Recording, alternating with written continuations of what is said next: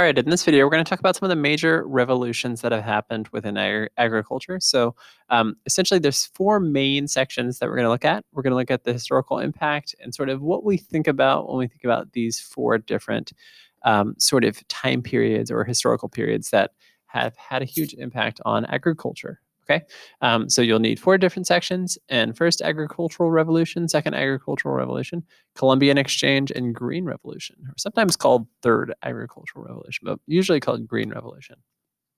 All right, so thinking about kind of the historical importance of different time periods for agriculture, we have the first agricultural revolution. So this is essentially refers to the invention of modern sedentary farming, essentially staying in the same place and farming, as well as the domestication of livestock within a place.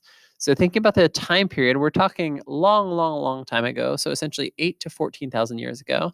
And you have a lot of different places where this was happening across the world, kind of at the same, not at the same time, but within the range of 8 to 14,000 years ago. So as you can see, some of the different agricultural hearths that we see on the map, and we're also going to look at kind of a different version of this map in class.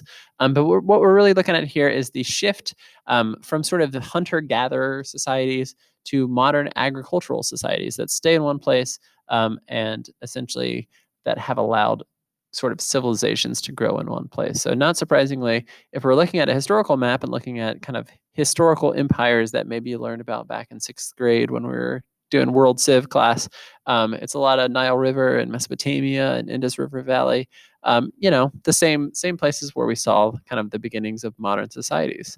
So that's not surprising that agriculture and that would go hand in hand. All right, so the second agricultural revolution jumps way ahead. So now we are in kind of the 1600s to 1800s.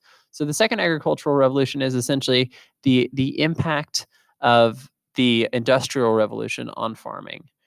So it coincides a lot with the Industrial Revolution, which explains a lot of the technological advances that we see during the second agricultural revolution, as well as things like the private ownership of land and sort of increases in political freedom and different types of governments throughout the world, as well as the age of exploration, which in essence explains a lot of the high demand for agricultural products. So you see a lot better development of things that can cultivate land at a high level. So the second agricultural revolution basically is thinking about this time period.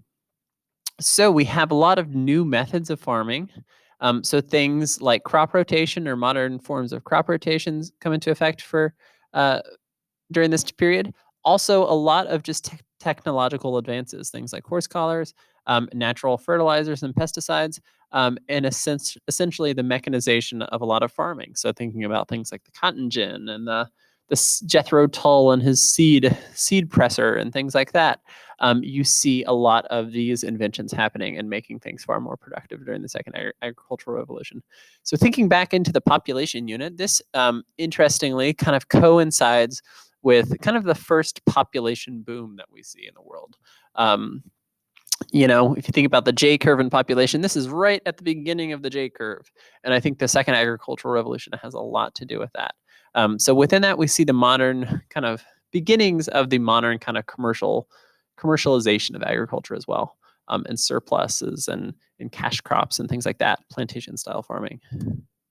All right, so we're going to watch a video on this, so I'm going to go pretty light on it, but the third period is called the Columbian Exchange, and this is happening pretty much at the same time as the second agricultural revolution. So remember, we talked about the age of exploration and kind of that happening at kind of within the second agricultural revolution. So the Columbian Exchange refers to a period of cultural and biological exchanges between the New World and the Old World. So the Old World is kind of an old-timey, probably dated reference to essentially Europe and Asia and Africa. And the New World is essentially an outdated reference to North and South America. What we see within this are the exchange of plants, animals, diseases, and technology that transformed European and Native American ways of life in many different ways. And that is a super big oversimplification because there's a lot kind of that goes within this, and we're going to watch a video that sort of goes a little bit deeper on that. So I'll leave that a little bit purposefully surface level, and we'll talk about that later. And the last one I'll mention, and that we are going to go way in depth on this, is called the Green Revolution. Okay, so this is the term starting in the 1950s, 1960s, for essentially kind of the modern revolution in food production that has occurred throughout the world. So you have kind of an explosion in food production, better yields, greater reliance on fertilizers and pesticides, especially in more developed countries, the genetic modification of crops, and eventually the genetic engineering of crops, and a whole lot of things that essentially we think of when we think of modern commercial agriculture in the United States and other developed countries, and really spreading to developing and less developed countries. So these techniques started maybe in more developed countries and are spreading across the world and have spread across the world. So what we see in this is high use of pesticides, fertilizers, things that make yields consistent and high, and have allowed for a great deal of food security and things like that. And what we see is oftentimes these are happening within the purview of a lot of big companies. So you've probably heard of Monsanto, and Cargill and Conagra and some of these other companies. We will talk a lot about the pros and also some of the significant harms of these types of companies and their effect on agriculture. And what we've seen is kind of the globalization of production throughout the world. So agriculture becoming a modern commercial product, or a lot of products of agriculture doing that. So that is called the Green Revolution, and we will go much, much, much deeper than this in the Green Revolution. So just to indicate what we're talking about, this is rice and wheat production. So you can see in across Africa and Asia, you can see kind of what we see in terms of the increases during this time period. So in wheat and rice, you can see significant increases in countries that were beneficiaries of the Green Revolution. And again, thinking kind of related to population, a lot of this food production was what allowed us to avoid the Malthusian crises that were predicted for the world in the 60s and the 70s and the 80s, and these periods that were predicted to have really, really high population growth, or did have really, really high population growth, but that was alleviated by a corresponding increase in food production. And this is a little bit out of order, but this is another thing that indicates just how many things that we eat are owned by a few companies, and how that kind of is connected to the modern, kind of what farming looks like in the modern sense.